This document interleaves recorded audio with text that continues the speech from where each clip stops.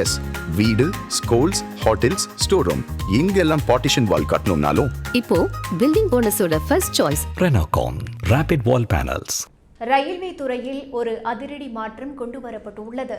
ரயில் நிலையங்களில் உள்ள reservation கவுண்டர்களில் Tatkal ticket எடுக்கும் முறையில் புதிய கட்டுப்பாடுகள் விதிக்கப்பட்டுள்ளன.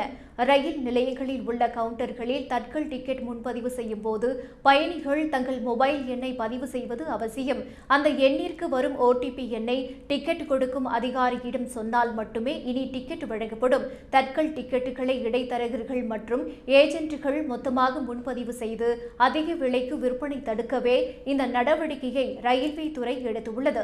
நவம்பர் 17ஆம் தேதியே இந்த திட்டம் சோதனை முறையில் தொடங்கப்பட்டு விட்டதாகவும் விரைவில் அனைத்து ரயில் நிலையங்களுக்கும் இது விரிவுபடுத்தப்படும் என்றும் அதிகாரிகள் தெரிவித்துள்ளனர். ரிசர்வேஷன் ஃபார்மில் நீங்கள் குறிப்பிடும் மொபைல் எண்ணிற்கு தான் இந்த OTP வரும். எனவே தட்கல் டிக்கெட்டை எடுக்கச் செல்லும் பயணிகள் கையோடு தங்கள் மொபைல் போனையும் எடுத்துச் செல்வது மிக அவசியம்.